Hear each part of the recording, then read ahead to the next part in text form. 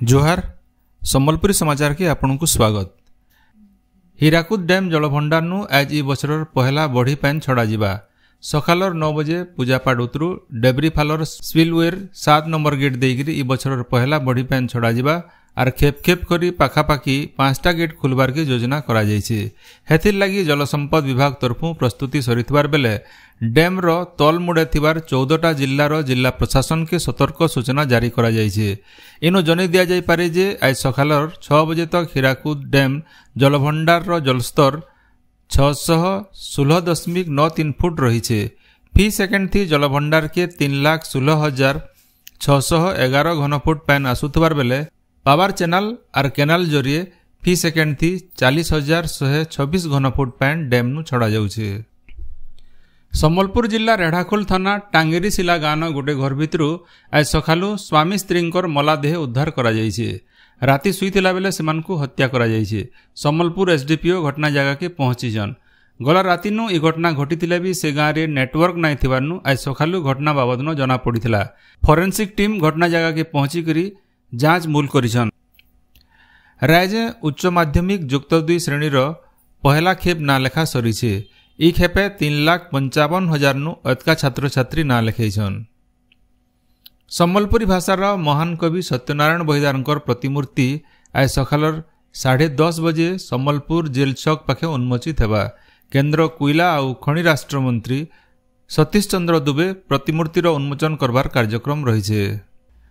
राज्य के पश्चिम बंग नु आलू आसवार प्रक्रिया स्वाभाविक होइछि बोली मुख्यमंत्री मोहन चरण माझी सामाजिक गणमाध्यम जरिए जनैछन। मुख्यमंत्री गलाकाल नुआ दिल्ली न पश्चिम बंग मुख्यमंत्री ममता बनर्जी को भेटिकरी आलू जोगाण समस्यार समाधान बाबदे आलोचना करथिले। केंद्र कोयला और खनि राष्ट्र मंत्री सतीश चंद्र दुबे 2 दिनिया ओडिशा गस्तन आसिकरी गला राति सम्बलपुर पहुंचीछन। से आज इन गोटे सांबादिक सम्मेलन करबार संगे महानदी कोयला कंपानी एमसीएल रो मुख्यालय न गोटे समीक्षा बैठक करबार सहित झारसुगुड़ा जिलार लखनपुर खनि इलाका गस्त करबार कार्यक्रम रही। मंत्री श्री दुबे गलाकाल भुवनेश्वर न नाल्को कॉर्पोरेट ऑफिस थी समीक्षा बैठक करबार सहित अनुगुल न नाल्को प्लांट बुलिकरी देखिथिले। आयाबा दिने नाल्कोर संप्रसारण करा जिबा बोली मंत्री सूचना दैछन। राष्ट्रपति द्रौपदी मुर्मू 9टा राज्यर लगी नुआ राज्यपाल नियुक्त करिछन। से राज्य माने हला पंजाब, राजस्थान, तेलंगाना, झारखंड, छत्तीसगढ़, सिक्किम, मेघालय, आसाम और पुडुचेरी। आंबेडकर चैरिटेबल ट्रस्ट और संविधान सुरक्षा मंच तरफु पवित्र देहरींकर अध्यक्षता थी बरगढ़ ठाने यौतुक प्रथा बाबदे गोटे आलोचना चक्र हो जाइछे। ये कार्यक्रम थी सांबादिक प्रीति सुना, समाजसेवी प्रीतम सिंह, दिलीप सावड़िया, मनप्रीत कौर जोग देकरी गोटे भल समाज गठन लगी यौतुक प्रथा के बंद करवार लगी आह्वान देथिले। बरगढ़ जिला भटली ब्लॉक चढ़ईगाँ इंपीरियल कॉलेज तरफु प्राकृतिक रंग तैयार करवार उपरे गोटे तालीम शिविर उद्घाटन हो जाइछे। मासे तक हेबार के थिबार ई शिविर थी बरगढ़ जिलार 30 जन बुनकर भाग नैछन। सम्बलपुर जिला ओंठापाली थाना परधियापाली न 2टा स्कूल बस पिटी ही जीवानु जने छात्र जखम होइछन। स्कूल छुट्टी बेले स्कूल बस माने जाउतला बेलके गुटे सण बस आके पले आसवानु ई दुर्घटना घटिछे। बरगढ़ जिला पदमपुर शहर सूर्यनगर पड़ान बड़भागी समिया के ट्राफिक असुविधा होउछे।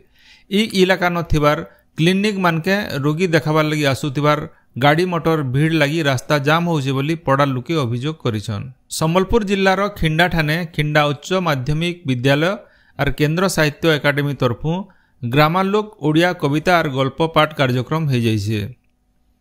सम्बलपुर जिला जुजुमुरा ब्लॉक कंसर पंचायत रो गरगड़ बाहाल आनंद मार्ग गुरुकुल आश्रम न गोटे वृक्षरोपण कार्यक्रम हो जाइछे।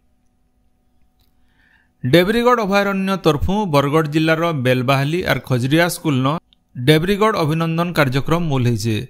डेब्रीगढ़ जंगल रो सुरक्षा इकोसिस्टम और संरक्षण बाबदे स्कूल छात्र छात्री मानकु सचेतन करा जिबा।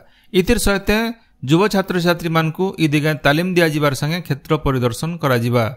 डेब्रीगढ़ अभयारण्य के लागि करी थिबार 48टा गाँव 36टा स्कूल के ई कार्यक्रम थी शामिल करा जाइछे। 36टा स्कूल न बड़ बड़ डिस्प्ले बोर्ड लगैकरी अभयारण्य न थिबार जीवजंतु आर चोरई मानकर फोटो लगा जाइछे। स्कूल रो छात्र छात्री मानकर भितरे जंगल आर परिवेश बाबदे चित्रांकन क्विज आर भिन्न भिन्न प्रतियोगिता करा जाउछि बोली हीराकुद वन्य प्राणी डिविजन रो डीएफओ अंशु प्रज्ञा दास सूचना दैछन। उत्तर बंगोपसागर आर इतार आखर पाखर इलाका न गोटे लघुचाप क्षेत्र सृष्टि होइतबार बेले आबा 31 तारिख तो राज्यर भिन्न भिन्न इलाका न जबर वर्षा हेबार संभावना रहिছে बोली भुवनेश्वर आंचलिक पाणीपाग विज्ञान केन्द्र तरफु कहा जाइछे।